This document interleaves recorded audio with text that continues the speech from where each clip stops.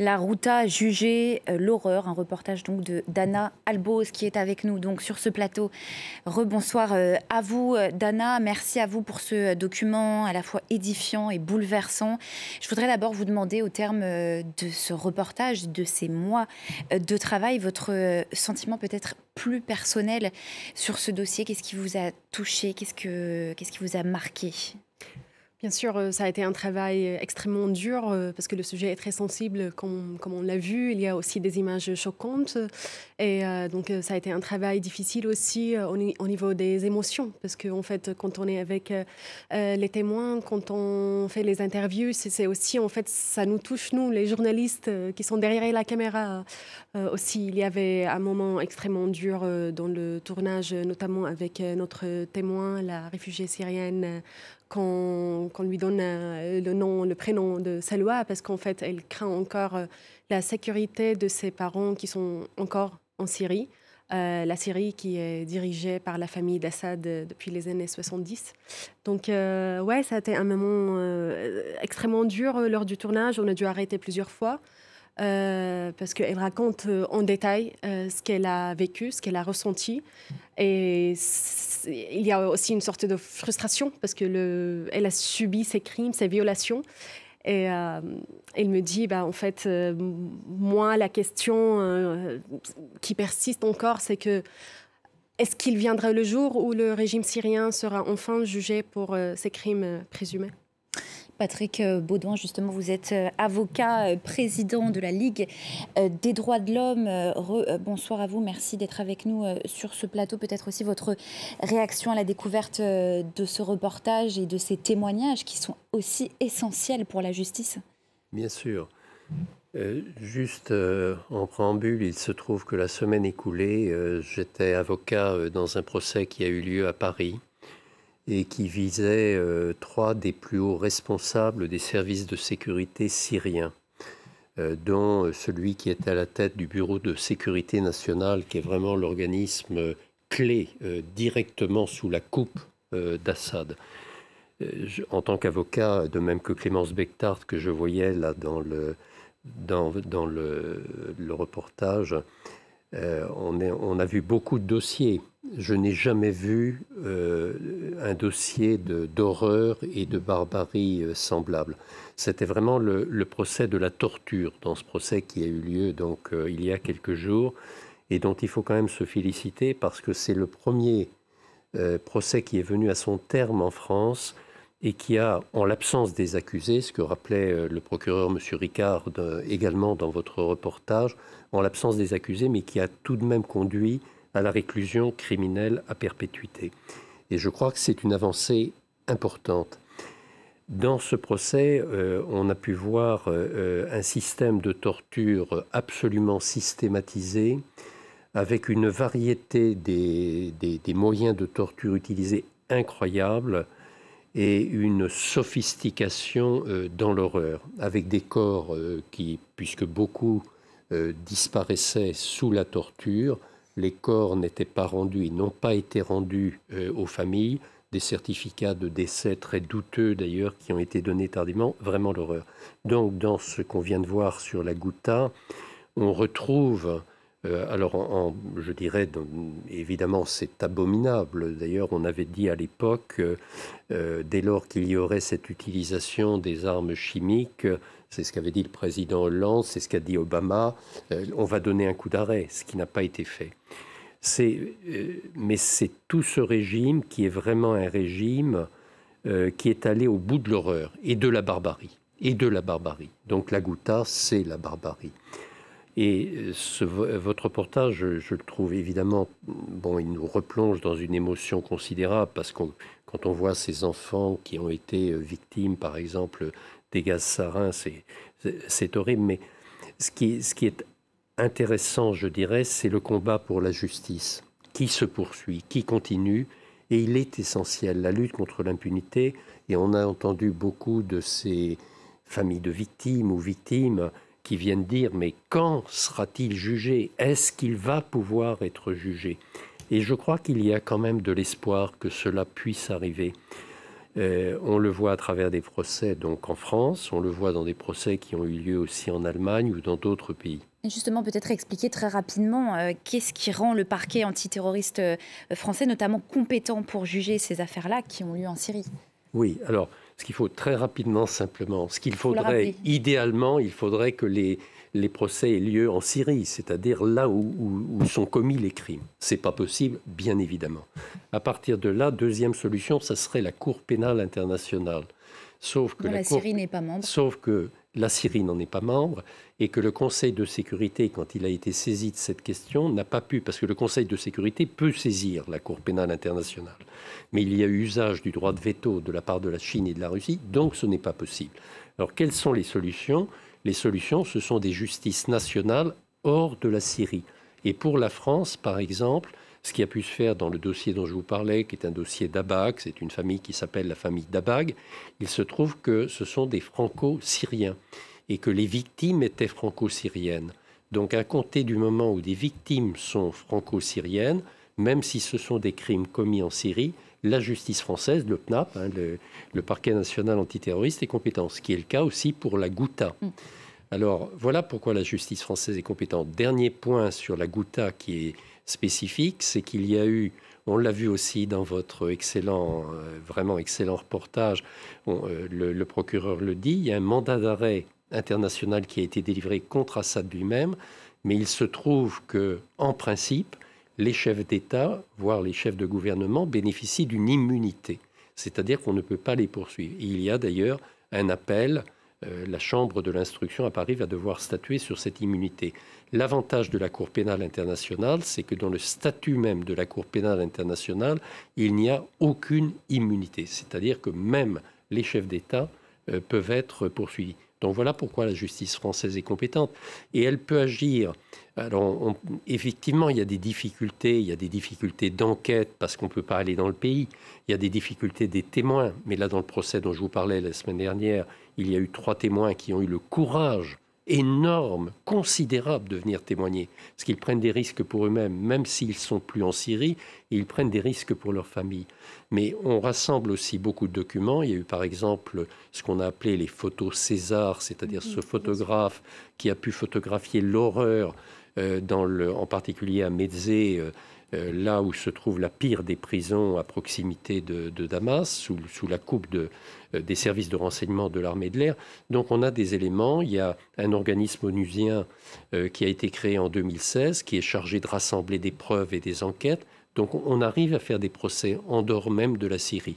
Il faut bien le comprendre. Et ce sont des avancées considérables parce que ça donne du courage à d'autres victimes ou familles de victimes pour pouvoir agir. Et malgré tout, les bourreaux, même M. Assad, je pense que malgré tout, il a su qu'il y avait eu ces condamnations qui viennent de tomber. Il sait qu'il est poursuivi. Les bourreaux n'aiment pas être mis en lumière. Ce qu'ils souhaitent, c'est qu'on ne parle pas de leurs crimes. Donc il faut à tout prix que cette lutte contre l'impunité, le fléau, la poursuite de la barbarie n'existe que parce qu'il y a l'impunité. Donc c'est vraiment un combat essentiel. Et la Syrie, est malheureusement pour les victimes et malheureusement pour ce pays qui continue de subir, il faut le dire, ça continue. Il y a toujours la torture, il y a toujours les mauvais traitements. Donc c'est vraiment essentiel qu'on puisse poursuivre ces actions. Et justement, donc cette justice qui repose sur la récolte des preuves, et on sait à quel point il est difficile de réunir ces preuves, cela repose essentiellement sur des témoignages, sur des photos, mais on voit à quel point c'est précaire. Vous avez senti justement dans votre reportage les difficultés liées à cette enquête? Bien sûr.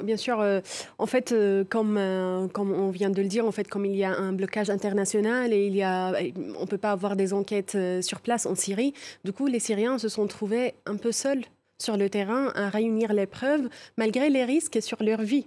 Parce qu'on peut trouver des mines, on peut trouver même les autorités syriennes qui peuvent aller et poursuivre les personnes. Et c'est aussi notre avocat Ouessel Doubouch qui nous explique aussi qu'une fois le régime syrien il a repris le contrôle sur la région de la Ghouta, en fait, il est allé pour aussi masquer les preuves, pour même déplacer des charniers ou pour masquer les preuves vraiment de ces crimes, des crimes. Bien sûr, nous, dans ce documentaire, dans ce reportage, on a fait le choix de consacrer ce reportage pour parler des crimes liés à l'utilisation d'armes chimiques, des armes qui sont interdites par le droit international.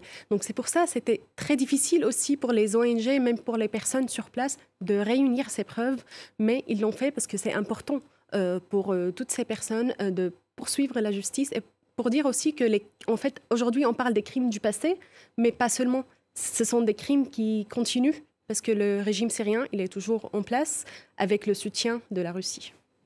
Quel est toujours d'ailleurs le rôle de la Fédération internationale des droits de l'homme dans la récolte de ces preuves et la mise en lumière des crimes du régime syrien ?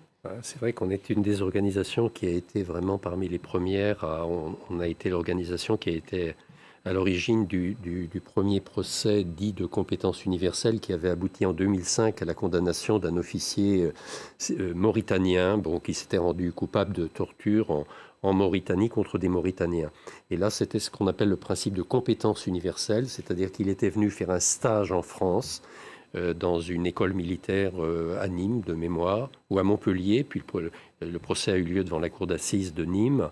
Et donc, la FIDH est vraiment un des éléments moteurs. Alors, nous travaillons avec beaucoup d'organisations qui sont des organisations membres de la FIDH, qui sont donc des associations de défense des droits de l'homme, de défense des droits humains dans les pays. Et je voyais par exemple aussi dans votre reportage une association qui s'appelle SCM, avec Mazen Darwish, qui est à la tête de cette organisation. Et Mazen Darwish, c'est un peu, comment vous dire, le Klarsfeld de la poursuite des criminels syriens, comme Klarsfeld l'a été pour les criminels du régime nazi. Donc on travaille avec vraiment tous ces défenseurs des droits et en lien avec, on a des liens très étroits par exemple avec les policiers, les gendarmes qui travaillent avec le PNAT. On crée des liens, si vous voulez, pour essayer de documenter, d'alimenter en quelque sorte les justices pour contribuer justement à constituer les dossiers. Alors on ne le fait pas, il y a beaucoup d'autres organisations qui travaillent, mais il n'y a pas, si on prend d'autres organisations avec lesquelles on collabore beaucoup, comme Amnesty ou Human Rights Watch, ce sont des organisations qui ont moins ce rôle de poursuite devant les juridictions. Ça, c'est vraiment une spécificité qu'on a essayé de mettre en œuvre et qui, au bout du compte, est quand même, je pense, très, très, très utile, et en particulier sur la Syrie, où on va continuer à travailler. On le fait sur l'Ukraine aussi. C'est plus facile en Ukraine parce que là, on peut documenter, je dirais en instantané, les crimes qui sont commis en Ukraine. On peut accéder, on peut collaborer avec la justice. La différence, c'est ce que disait aussi le procureur tout à l'heure, M. Ricard, c'est qu'en Syrie, on ne peut pas aller sur place, ce qui complique quand même les choses. Mais moi, je pense que toutes ces poursuites conduiront à un procès sans doute contre Assad lui-même, d'ailleurs, même si c'est en son absence, et que ça peut faire vaciller un régime et ça peut faire avancer les choses. Ça ne sera pas évidemment le seul élément. On n'a pas cette naïveté, je dirais, mais c'est quand même une avancée dans la lutte contre l'impunité et contre la poursuite de toutes ces barbaries. Mais il y a aussi une arme qu'a le régime de Bachar el-Assad dans ces dossiers-là, c'est le temps, puisque les processus judiciaires sont extrêmement lents, extrêmement longs et justement compliqués aussi par les vétos russes au Conseil de sécurité de l'ONU. Et ça aussi, ça a un impact très fort sur les victimes. Bien sûr, c'est pour ça il y a en fait, des fois, on sent une sorte de contradiction. Il y a des personnes qui ont un peu d'espoir parce qu'ils disent, voilà, il y a des choses qui bougent, il y a les dossiers, il y a les enquêtes judiciaires qui s'ouvrent. On est en train de poursuivre ces criminels, pas uniquement en France. D'ailleurs, il y avait des enquêtes aussi ouvertes en Suède et en Allemagne qui concernent aussi les attaques chimiques et bien sûr en Allemagne aussi qui concernent la détention arbitraire parce qu'il y avait tout un tas de violations commises contre le peuple syrien. Donc, il y a le volet qui concerne la détention arbitraire et les prisons et la disparition forcée. Et il y a aussi le bombardement indiscriminé, ce qui constitue aussi les crimes de guerre et les crimes contre l'humanité. Donc, même si ce travail, c'est un peu long, il y a parmi les exilés, il y a aussi ce sentiment d'espoir, des fois de frustration, mais ils résistent encore, ils continuent à lutter contre l'impunité. C'est d'ailleurs Loubna Al-Kanawati qui le dit. Il dit si Bachar al-Assad aujourd'hui il n'est pas poursuivi, peut-être que d'autres régimes autoritaires pourraient utiliser les mêmes armes ou même pire pour attaquer le peuple et les civils. Mais justement, c'est le côté dissuasif qui est très important aussi, vous avez raison. Quand on mène ce combat, c'est bien sûr pour réprimer quand même ceux qui se sont rendus coupables de crimes aussi abominables, mais c'est aussi cet effet qui peut être dissuasif. L'autre aspect, c'est que par exemple ce procès qui a eu lieu en France récemment, ou celui qui est en cours contre Assad, ça se sait en Syrie. Malgré Avec quels échos, justement dans les réseaux sociaux, puis il y a une partie quand même du territoire syrien qui n'est toujours pas sous contrôle d'Assad, dans le nord-ouest en particulier. Donc ça circule en Syrie, ça donne du courage, ça se répand, ça fragilise le régime. Quels échos, justement En fait, c'est un peu difficile d'avoir les échos de l'intérieur, parce que comme le régime il est toujours là, on parle d'un pays, comme je l'ai dit tout à l'heure, en fait, dirigé par la famille d'Assad depuis les années 70, donc depuis plus de 50 ans. Donc, on peut pas, c'est un peu difficile d'avoir ces réactions des Syriens qui sont encore en Syrie, bien sûr à l'exception du pays, d'Idlib au nord-ouest du pays. Donc c'est difficile, mais on sait très bien qu'ils le savent. Même c'est aussi important pour les exilés syriens ici. Ils savent qu'en fait, peut-être, il n'y aura pas un procès bientôt contre le président syrien, parce qu'il est toujours en exercice. C'est à la Cour d'appel de trancher aussi sur cette question, sur la question du mandat d'arrêt. Mais il y a aussi une portée symbolique. Parce qu'on dit, en fait, on ne va pas normaliser aussi... la France, en fait, affirme sa position vis-à-vis de la Syrie. On dit, on ne va pas normaliser aussi les relations avec le régime syrien. Et pour les exilés syriens, ça, c'est une question extrêmement importante parce qu'on trouve aujourd'hui dans d'autres pays européens, notamment le Danemark, qui maintenant pousse pour renvoyer les Syriens chez eux et considérer qu'il y a des parties en Syrie, certaines villes en Syrie sont sûres. Dimension évidemment très politique de ces différents procès. Oui. Et avec quel calendrier, justement? À quoi faut-il s'attendre? Vous avez raison, je reviens aussi. Les digues sautent par rapport à Assad. Il rentre petit à petit dans le jeu international. Donc le fait qu'il y ait ces condamnations, ça freine le processus et c'est ce qui est quand même extrêmement souhaitable. De la même manière, quand il y a des condamnations, même sans condamnation, prenons le mandat d'arrêt international contre le président Poutine, qui a été délivré par la Cour, par la CPI. Il ne peut pas voyager partout. Ceux qui viennent d'être condamnés ici à Paris, les hauts responsables, vous me direz, je pense que ce ne sont pas ceux-là qui voyagent le plus, les responsables des services de sécurité, mais ils ne peuvent plus non plus, ils sont sous le coup d'un mandat d'arrêt international. Donc, ce sont quand même parce qu'on dit, ce qu'on nous objecte, on dit ça ne va pas les empêcher de continuer à gouverner ou à garder leur poste. Mais ils sont quand même dans des positions déjà de pénalisantes. Et ce sont des débuts importants. Et justement, sur la question du calendrier, à quoi faut-il s'attendre pour les différentes décisions de justice, notamment celle de la Cour d'appel de Paris, qui doit trancher le 26 juin prochain? Celle de la Cour d'appel de Paris, là, c'est imminent. Je pense qu'on va le savoir assez rapidement. Il faut reconnaître que jusqu'à présent, le droit international prévoyait les droits nationaux et le droit international prévoyaient une immunité, hormis la Cour pénale internationale, pour les chefs d'État. C'est incontestable. Pourquoi le droit peut-il évoluer? Parce que ce qu'on essaye de faire prévaloir, et on le plaide dans d'autres occasions, c'est que cette immunité, elle a sa justification, mais que quand on accomplit des actes aussi abominables que d'utiliser les armes chimiques contre sa propre population, on ne peut plus dire que ça rentre dans l'exercice de la fonction du chef d'État. La fonction d'un chef d'État, c'est pas d'aller martyriser sa population, c'est plutôt de la protéger. Donc on dit ça ne peut plus être la source d'une immunité parce que c'est hors de ses fonctions. Ce sont des crimes internationaux d'une gravité telle qu'on ne peut plus avoir de protection.